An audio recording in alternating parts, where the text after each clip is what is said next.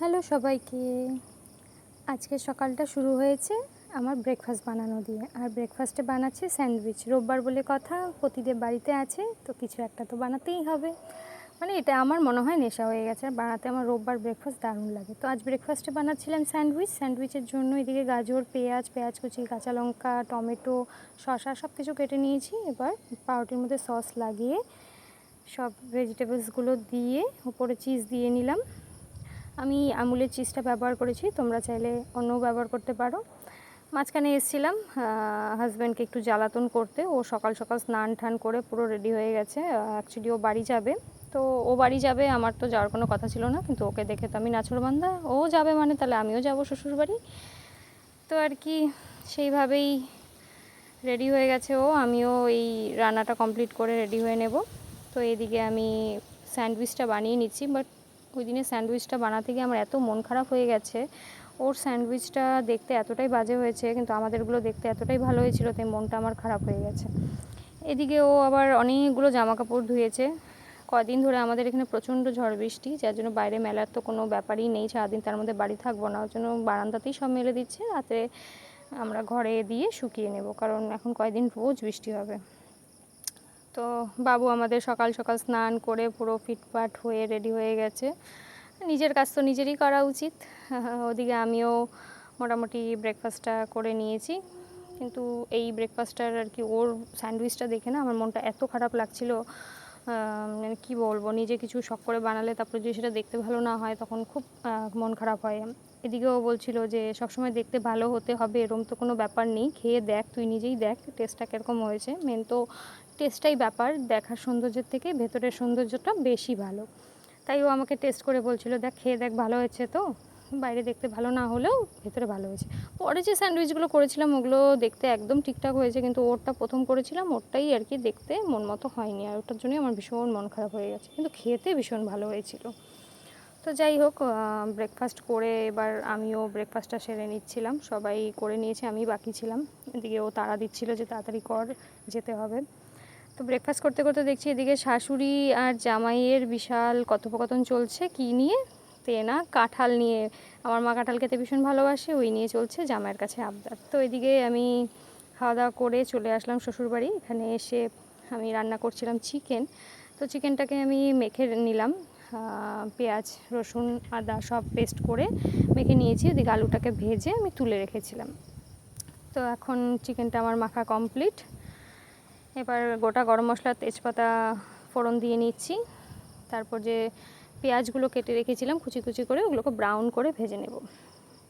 এই প্রসেসে আমি আজকে প্রথম রান্না করছি। নর্মালি আমি একদম সব দিয়ে মেখে একবারে দিয়ে দিই, তো এই প্রসেসে করছিলাম। সেদিন চিকেনটা খেতে এত টেস্ট হয়েছিল, সবাই বলছিল যে চিকেনটা ভীষণ টেস্ট হয়েছে। আমিও ভাবতে পারিনি এতটা ভালো হয়ে যাবে। তো আমার চিকেনটা মোটামুটি কষানো কমপ্লিট। যাক, আমিও তাহলে ভালো রান্না করতে পারি, আগে জানতাম না। যদিও আমি অনেক ছোটো থেকেই রান্নাবান্না করতে জানি, কিন্তু তখন টেস্ট হতো না। এখন তো রান্না করতে করতে না অনেকটা হ্যাবিট হয়ে গেছে। তো আমি চিকেনে জল দিয়ে একটু প্রথমে কষিয়ে নিয়েছি, পরে পরিমাণ মতো জল দিয়ে একদম কষিয়ে ফুটিয়ে নেব। তো আমার চিকেন মোটামুটি রেডি। তো এই করতে করতে সন্ধে হয়ে গেছে। এদিকে এই প্রচণ্ড ঝড় বৃষ্টিতে ঘরের ভেতর জল ঢুকে গেছিলো। ও আবার এগুলো পরিষ্কার করে আমার দোকানের জন্য একটা স্ট্যান্ড রেডি করলো, যে ওটা রং করে রাখলো। তো এবার হাত মুখ ধুয়ে আমরা এবার বেরোবো। তো পরে দেখা হলো, তবু রাত 10টা বাজে এখন আমরা বেরিয়েছি। কোনো রেস্টুরেন্ট খোলা নেই, কোনো কিচ্ছু নাই, একটা কিচ্ছু নেই, শুধু একটা ভাবা পিঠে আছে। লেট করে যেন টাকাটা যেন সেফ থাকে ইচ্ছে করে, না মানে সব ইচ্ছা করে বেরিয়েছে আমাকে খাওয়াতে না হয়, তার জন্য এখন ডাইকে আসছে। রোড পুরো ফাঁকা দেখা যাচ্ছে। রাত পুরো ফাঁকা, আচ্ছা আচ্ছা, এই যে বাল্য বিবাহ, এই যে দেখো বয়স হয়নি কিন্তু বিয়ে। অনেকক্ষণ রাস্তায় আমরা আড্ডা দিয়ে ডিসাইড করতে পারছিলাম না কি করব। অনেকক্ষণ তাই রাস্তায় আড্ডা দিয়ে আমরা সামনে একটা রেনবো নামে রেস্টুরেন্ট ছিল, ওখানেই চলে গেলাম। কোনোভাবেই ডিসাইড করতে পারছিলাম না কি খাবো আর কি করব। এখানে এসেও অনেকক্ষণ গেজালাম, কি খাবো সেটাই বুঝতে পারছি না।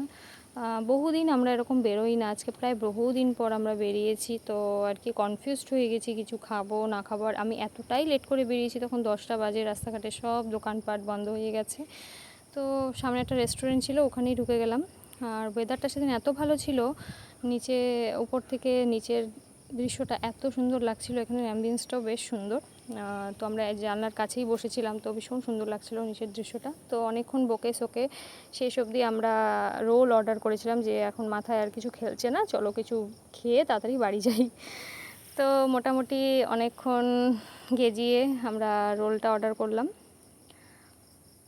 অনেক দিন পর এরকম একটু হাসি আড্ডা হলো। বেশ অনেক দিন আমরা বের হইনি কাজের চাপে, প্রায় 30-35 মিনিট ওয়েট করার পর আমাদের রোল চলে এসছে। তো এবার রোল খেয়ে আমরা সোজা বাড়ি চলে গেছি, তখন প্রায় রাত্রি 11:30-12টা বাজে। অনেকদিন পরে বেরোলাম আমরা অনেকদিন পরে বেরোলাম কিন্তু